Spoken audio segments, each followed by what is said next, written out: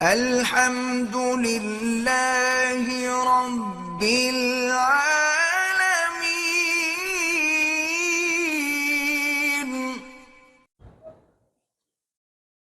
میرا نام عبداللہ ہے، چاچے کا نام حمید اللہ ہے، باپ کا نام عبداللہ ہے۔ میرے بھائی کی سرجری ہونی ہے، اللہ شفا عطا فرمائے اور سرجری کامیاب ہو۔ ایک آدمی کہتا ہے کہ اس نے 20 سال پہلے مسجد کے پیسوں میں 500 یا 700 روپے کی خیانت کی تھی، اب توبہ بھی کرے اور اسی مسجد پر لگا دے، اس کے بجائے اور زیادہ لگا دے کہ اگر اس وقت 700 سال اب کتنا ہو جائے گا، اسی انداز سے پیسے لگا دے۔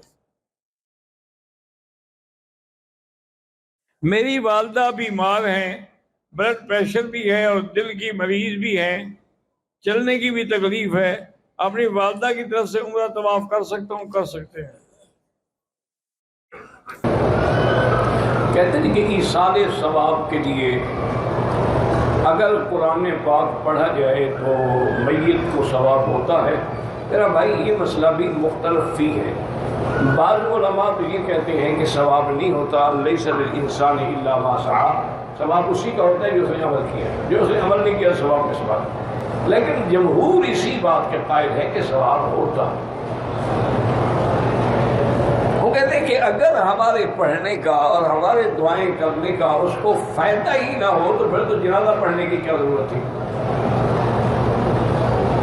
اگر ہماری دعاؤں سے اس کو کوئی فائدہ نہیں پہنچتا تو پھر حضور پاک صلی اللہ علیہ وسلم نے قبر مبارک پہ کھڑے ہو کے فرمایا کہ فَاسْأَلُوا لَهُ التَّثْبِيتَ الْآنَ يُسْأَلُ، ابھی سوال جواب ہوگا، اپنے بھائی کے لیے دعا کرو۔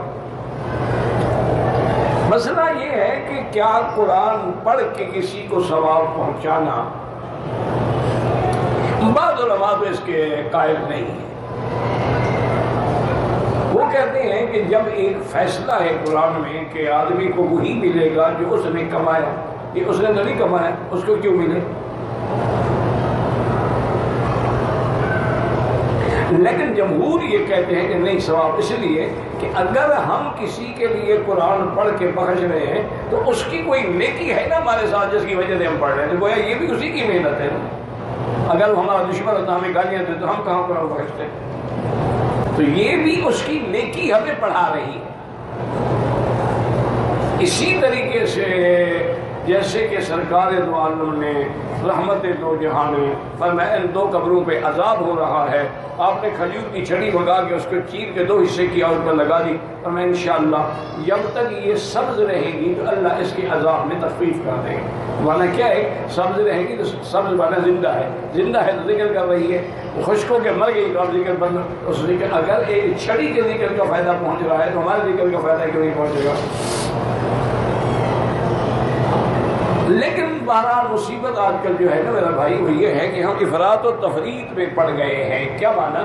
بعض لوگ اتنے آگے بڑھ گئے ہیں کہ اسی کو ایک ذریعہ بنا لیا ہے روٹی کا، کھانے کا، پینے کا، طلباء کو بلاؤ، کھانے کھلاؤ، دیگیں چڑھاؤ، یہ ختم شریف ہم پڑھ رہے ہیں۔ یہ چیزیں خود پڑھو، خود اس کے لیے دعا کرو، زیادہ سے زیادہ جو گھر کے افراد ہے اکٹھے بیٹھ کے پڑھ لیں۔ یہ کرائے پر پڑھانا جو ہے یہ جائز ہے۔ میرا نام محمد اکمل ہے، عمرے کے لیے پاکستان سے آیا ہوں۔ میری والدہ بہت عرصے سے بیمار ہے، بیماری کا کوئی پتہ نہیں چلتا، ہم سب گھر والے پریشان ہیں۔ اس کا سب سے بڑا علاج جو ہے وہ ہے سورۃ فاتحہ، کیونکہ فاتحہ کا نام اللہ نے شافیہ بھی رکھا ہے، تو لہٰذا ہر نماز کے بعد 7 دفعہ زمزم یا کوئی بھی پانی ہو، فاتحہ پڑھ کے دم کریں، ماں کو پلایا کریں، تو 3-4 روز سے ٹھیک ہو جائیں گی۔